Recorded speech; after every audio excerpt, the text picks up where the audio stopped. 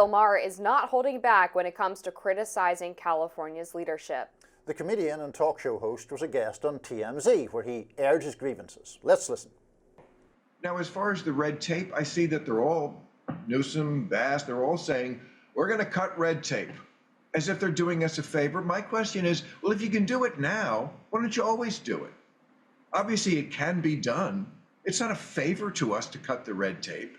Why do we live in this state, in this red tape nightmare, the other times of the year when we're not on fire? I always think there's a middle of the road, actual practical solution to everything. And for this, I would say, was California's uber progressive politics the cause of this fire? Of course not. Did it impede them to some degree? Absolutely. That's the margin of error I'm saying we can't abide by anymore. California Governor Gavin Newsom issued an executive order earlier this month that suspended regulations under the California Environmental Quality Act. Newsom said he made the move so victims of the fire could rebuild their homes more quickly. California State Assemblywoman Buffy Wicks wrote on X, "I commend Governor Newsom for taking swift action to streamline rebuilding efforts. Thousands of families who have lost everything should not be subjected to bureaucratic red tape, normally taking years in their effort to rebuild their lives." Venture capitalist Bill Gurley felt differently, writing, "It's become popular for elected leaders to show they are adding value by temporarily moving red tape processes to the sideline. The right answer is obviously reconsidering the rules holistically. Otherwise, it just gives the rule pardoner even more power." Well, I mean, we could battle again over the response to the wildfires, which we probably have different views on.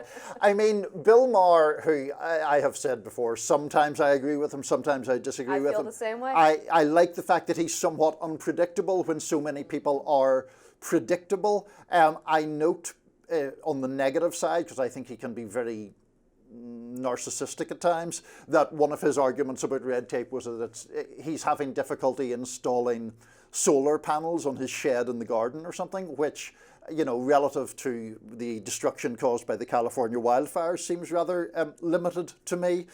But look, you know, one of my whole issues with this is often the lack of specificity in what people are actually saying. And so here he says that where California's progressive politics, the cause of this fire, of course not, but did they impede them? Absolutely.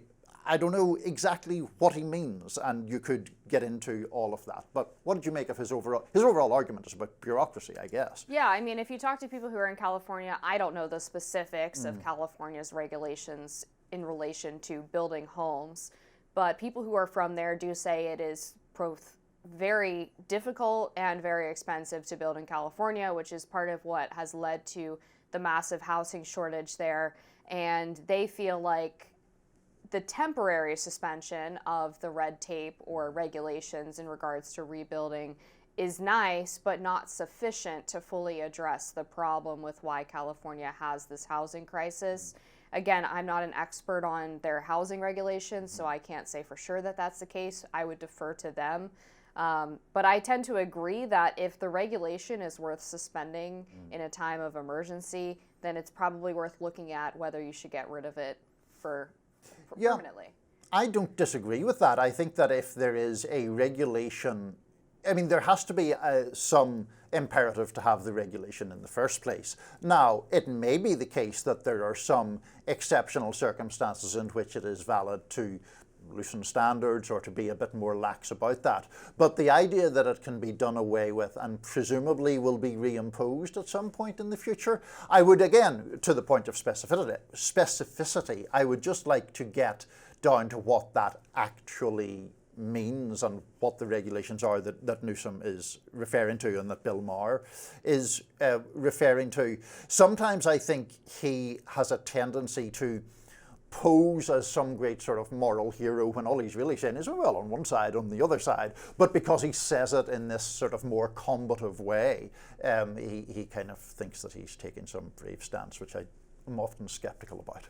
Yeah, I tend to agree that he does think very highly of himself. And there's been this sort of tendency from conservatives to latch on to these cultural figures that say a couple of things that sound a little bit right-wing, but still identify with the other side politically. So Bill Maher, of course, has called out political correctness and wokeness on the left, and in this case, I wouldn't expect him to actually go against regulations, so that's kind of interesting to me. But still considers himself a liberal guy, and certainly on a lot of other social and political issues would not be aligned with conservatives. Right. And so conservatives have this tendency, again, to sort of embrace this person, to want to welcome them into the fold, which can be great because you end up with people like Joe Rogan or Theo Vaughn or even Mark Zuckerberg, I guess, at this point. But it also leaves you open to getting burned and embarrassed. And with Bill Maher in particular, people need to be very careful because this guy is not beholden to either political party. He has shown that he likes to be a little bit of a contrarian, a little bit of an independent thinker, and still is a pretty liberal guy. So whenever he says things like this, I'm always like, guys, just remember, he's right in this case. You can praise him for being right. But that doesn't mean he's suddenly one of us. And to be fair, he has been very explicit about that himself. I saw another interview with him very recently where he said that sometimes he gets kind of bemused by Republicans or conservatives who believe that they are eventually going to lure him onto their team, that it's this gradual move to the right that he's in the middle of. And he is very emphatic that it's not a gradual move to the right that he's in the middle of. He regards, as I do, January the 6th, 2021 to be a gross offence and anti-democratic. He regards the Republican Party in large part, I think, as sympathetic to undemocratic or authoritarian views. But also in addition to that, his main difficulty, as far as I can tell, with the left is what he terms wokeness, and also, he's very, very pro-Israel in the Israeli-Palestinian dispute. He's entitled to his opinion. I have been critical sometimes of the most assertively woke positions on things like the trans issue, which I think is both electorally damaging and sometimes sort of flies in the face of common sense, particularly where sports is concerned. So this is what I mean about having mixed feelings about him.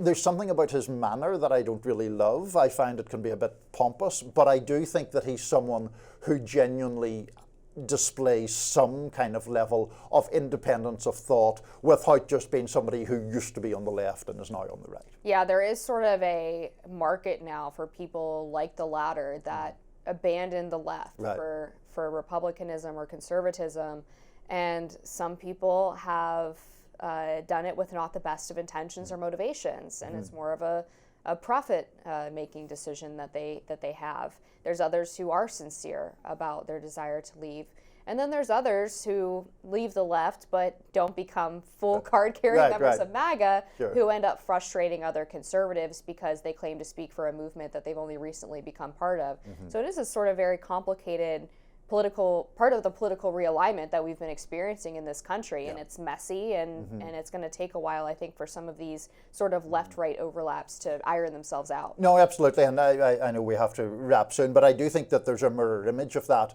on the right, where I think that there are Republicans who have sincere objections to Donald Trump and sincere major problems with him, and I also think there are grifters really who just sort of are now presented as conservative or Republican when they don't appear to espouse any conservative or Republican beliefs anymore, even though they may have done it one time. Yeah, I think that's right. All right, we have a lot more topics to talk about on Rising. Stay tuned right after this.